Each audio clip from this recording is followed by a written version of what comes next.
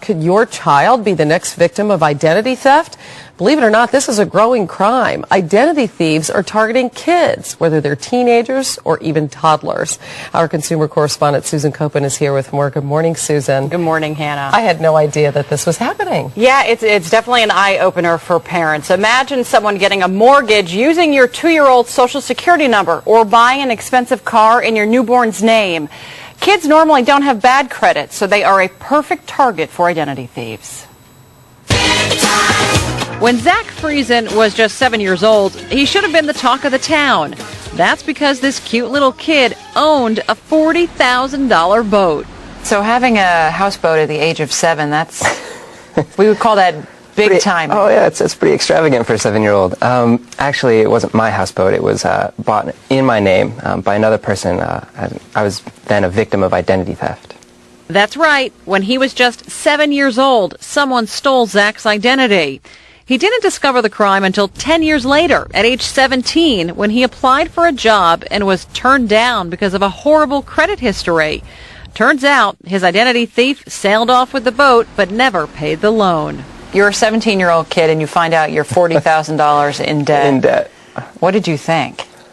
It was mind-boggling. I mean, I was trying to make money to go to college, and here I found out I'm $40,000 in the hole. Zach is not alone. Every year, 400,000 kids have their identities stolen. They have clean credit histories, so thieves can use their personal information to buy cars, boats, even homes, and get away with it for years. And that's because kids aren't checking their credit reports. The victims can even be infants. If you have a social security number, you can be a victim of identity theft. Security expert Melody Gates says that's why parents must protect their kids' personal information from day one. In Zach's case, police believe the thief got his social security number from his pediatrician's office. I just had a baby, and it seems like everybody and their mother is asking for his social security number. What should you do if you're a parent and someone says, I need your child's social security number? You know, just leave it blank. If it's on a paperwork or form you're filling out, leave it blank, let someone come back and ask you for it, and then challenge them for why they need it. And Gates says if your child starts getting junk mail, like credit card offers, that's a red flag. There may be a problem. You might think, oh, that's kind of fun that my 2-year-old got a loan application. It may be that their name and their identity was used. You want to go immediately check their credit report, find out how that information got there. He tells me to call the 3 major credit reporting agencies. Zach finally resolved his debts and cleared his name. Now he's in college, and he works with Quest, a telecommunications company, to educate kids about protecting their identities. It's easy to joke around, well, no, there's no way I can be a victim of theft. I don't have anything to steal. But really, teens need to be aware and parents need to be aware that your identity is a lot more valuable than anything you probably carry around in your wallet.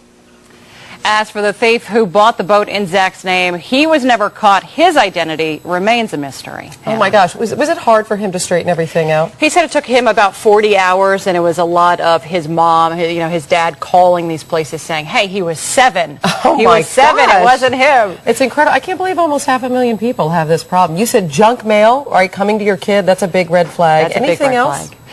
If telemarketers are calling for your children, that's a sign. And most kids don't find out that they're a victim until they get a little bit older. So maybe they go to get a driver's license and they find out they already have a driver's license. Oh. Or they go for their job, they get turned down, a student loan and get turned down, a cell phone, they get turned down. All warning signs. How is their information stolen and by whom?